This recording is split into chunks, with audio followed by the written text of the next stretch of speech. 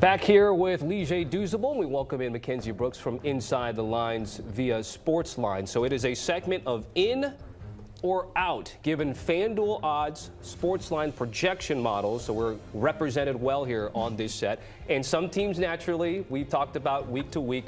We don't normally associate bubble teams with the NFL, but in a sense, that's kind of what this is, right? Yeah. Teams that need to win or maybe need a little bit of help.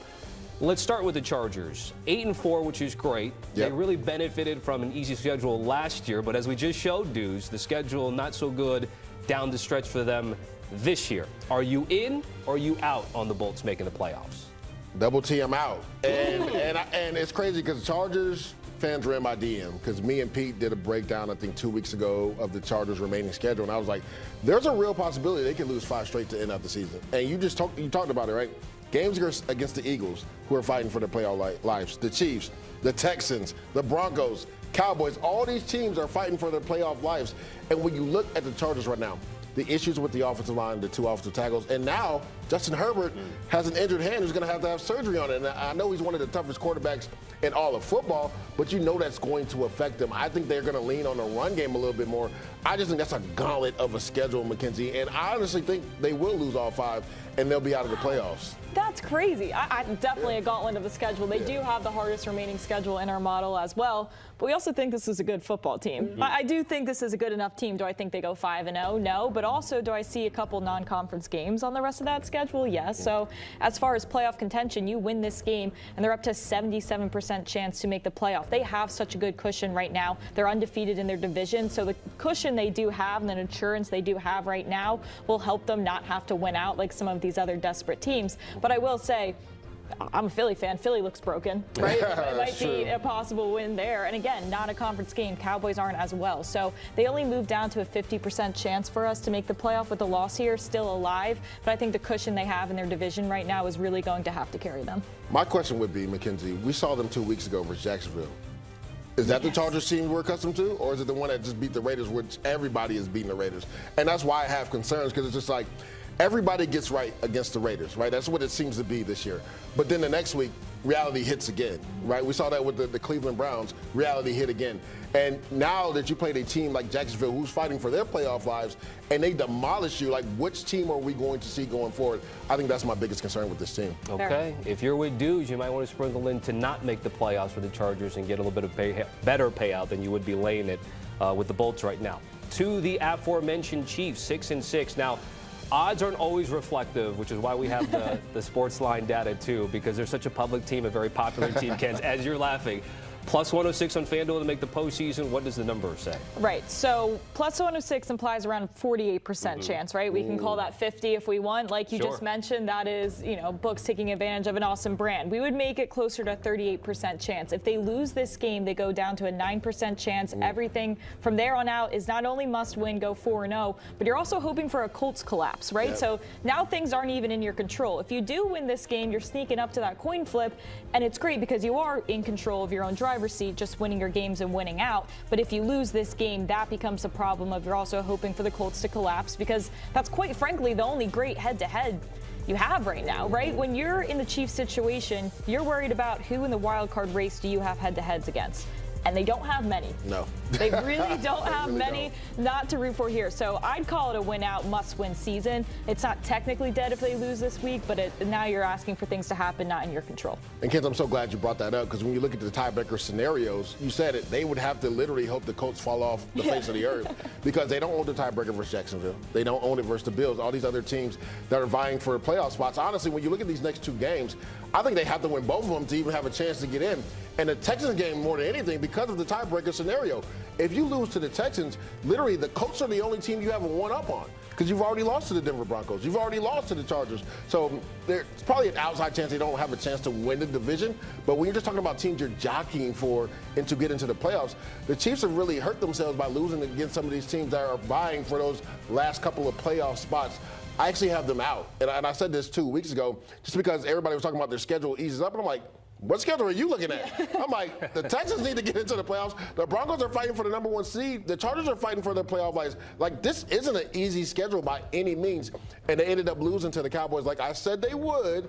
So I don't think the Chiefs get in. I know it's rare to say that about Patrick Mahomes and the Chiefs, but just the way that they've kind of faltered and put themselves behind the 8 ball, I don't think they're getting in this year. Yeah, I mean, what you're doing if you beat Houston is just taking them out of that wild card competition, hypothetically, but again, still hoping for other things to go your way. The difference between the AFC and the NFC is the wild card race. For the AFC, you really need 10 wins. NFC, I'd argue 11. 11, yeah. What this win would do for you is get you closer to 11 wins to put you atop of that mountain, but still, the minute you tell me you need things out of your control to go your way, I do not want to have a ticket on you to make the playoff. Right. Not very good in terms of going into it process-wise. But if we continue the Dew's game theory right now, that both the Chargers are out and the Chiefs are out, that means by default you not only have the Broncos making the postseason out of the AFC West, which would be good news for the Texans in the South, because then they don't, I mean, they're still in the division with the Colts and the Jags, but there would be a path to a wild card here. So as we take a look at the playoff picture, Texans all of a sudden hot.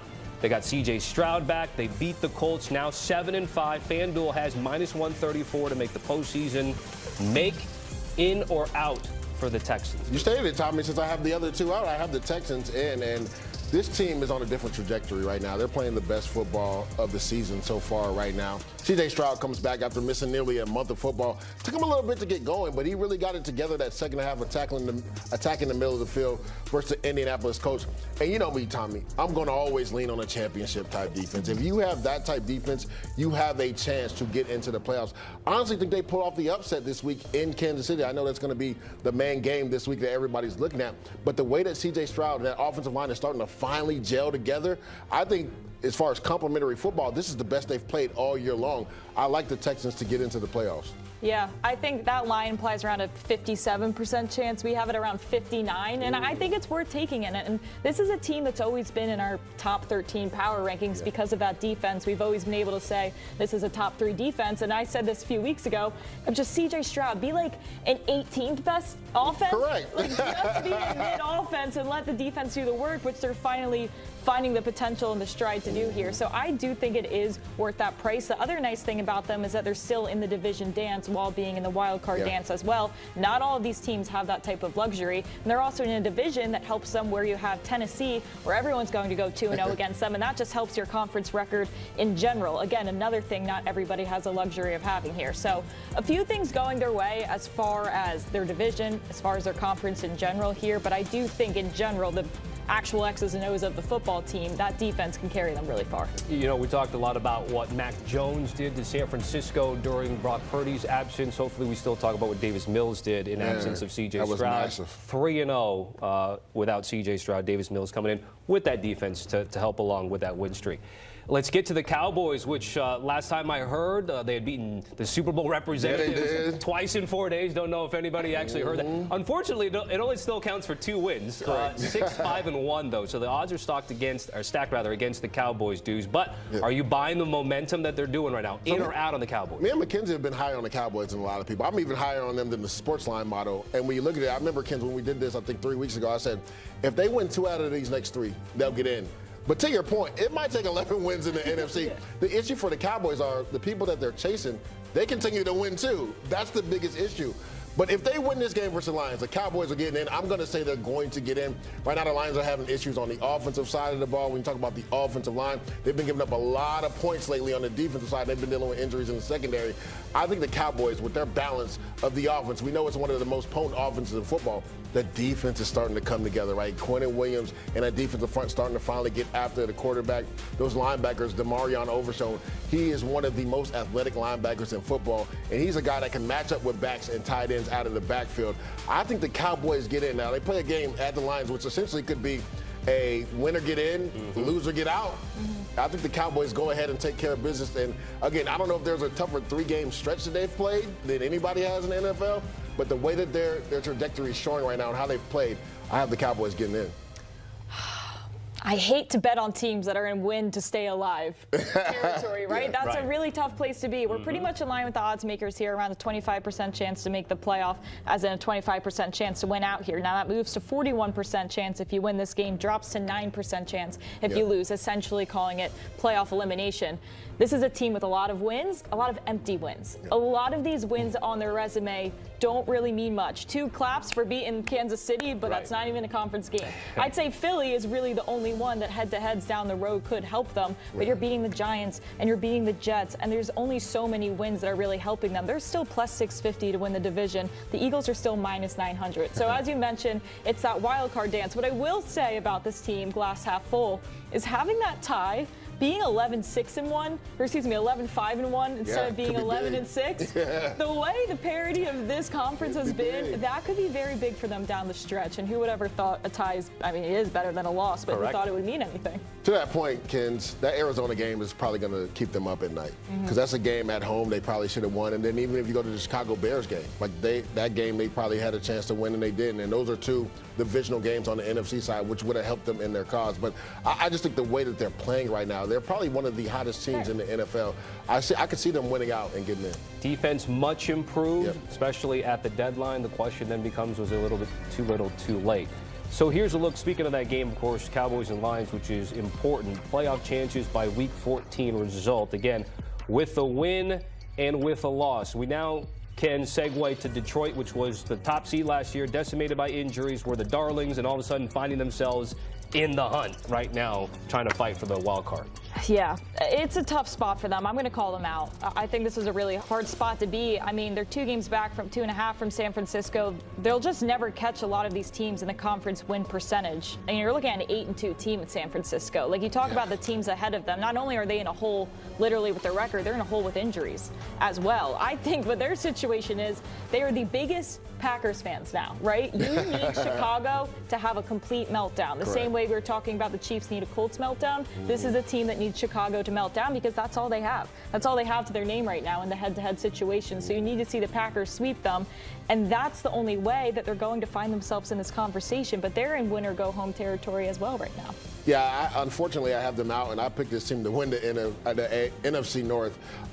Too many injuries at the worst possible time. We talked about the offensive line being banged up, but then you lose Amon-Ra St. Brown for probably a couple games, and we saw how that kind of derailed the offense. He's that guy that Jared Goff really confines in and trusts, especially on the money down, on 3rd down, and they didn't have him now. Jameson Williams stepped up, but can you go toe-to-toe with a Cowboys offense without having Amon-Ra St. Brown, especially with the injuries to the secondary, how the defense has kind of been lackluster the last couple of weeks? I have them out because you also look at it, even with the Cowboys game, they have at the Rams and at the Bears. And there's always been this storyline with Jared Goff. Can he play in inclement weather? Now, again, a few years ago, he went to Green Bay and knocked them out of the playoffs. But again, they didn't get into the playoffs that year. Now, like you said, they have to essentially win out or be close to winning out to get into the playoffs. Even if they go 10-7, I don't know if that's good enough to get them into the playoffs. This might be an 11-win wild card situation, the NFC, but you were talking about going down the stretch here. We're basically a 50-50 versus Dallas, a 50-50 versus the Rams, and then, by the way, also in Chicago at the end of the year. From what I know, it's not a very pleasant place to play, Tommy. No, not at all. Weather-wise. Could be a factor in that one, just going out on a limb. Ken's, Dews? We'll ask you this question. You sat in that chair a week ago. How does the way you look at the Chicago Bears differ from then till now? I have more confidence in the Chicago Bears because of their style of play, right? When you look at the offensive strategy and how they run the football, that will travel in postseason play. I mean, the uniqueness that they have, the moving pieces, and not to mention what we're seeing from DeAndre Swift as his lead back. He's leaning on folks. He has the moves to make people miss, and he can become an explosive runner as well. And defensively, a very, very opportunistic group on all 3 levels. And the most important thing about the Chicago Bears, they're getting healthier. They finally getting their top cover guys back in the lineup, Jalen Johnson. So when you look at all of those key factors for me, and seeing how battle-tested they are. Now we will continue to see what they have. This upcoming week, you have the Green Bay Packers, who had a great outing on Thanksgiving Day as well. But when you look at what Chicago is doing and their uniqueness and the balance they have in the complementary football, I mean, we're living in a world where Chicago, yes, they can mess around and have everything come through Soldier Field. And that's a great point because the where of it all is so important on what we're going to get. L.A., temperature controlled out west, or Chicago, blustery winds in January. It's a completely different conversation. How important is it that Chicago, because of that brand of football, does maybe get it to come through Soldier? It's very important just because of the weather factor. Chicago, they're obviously playing in that division. go out to, actually they don't, they're the only, Green Bay. Green Bay is the other stadium outside. So if they're able to get home field advantage, the teams that come there are going to be in trouble just because of their brand of football. They are able to control the line of scrimmage, shrink the game for the opposing team, and also the ability to take the ball away. They have 3 guys in the top 5 in interceptions. Yeah. And then we also see Nashawn Wright ripping one out on the tush push. They lead the league in takeaways right now, JJ, but it's all about that schedule. And the big question was, what are they going to be when they meet an opponent the likes of Philadelphia? We see it there. Twice in 3 weeks, we'll now see it against the Green Bay Packers. When you look at those 2 teams on the same field, what comes to mind? What comes to mind is, and B-Mag just hit on it, that they are getting healthier, they're getting their playmakers back. But I thought that the Chicago Bears could beat the Philadelphia Eagles. I was not surprised that they beat the Philadelphia Eagles. I was surprised they ran all over the Eagles and Vic Fangio's defense the way they did. They showed me a new element because we've talked about how Chicago is finding new ways to win and they are legitimate. But to run on the Eagles defense like that makes me believe that they can do what they want to the Green Bay Packers if they play their game. That they can dictate terms to a Green Bay Packers team and really to any team that will be in their way coming up. They have that ability. Not that they will, but they have that ability. That is what the Chicago Bears have shown me. If at the end of this they are the #1 seed, they get the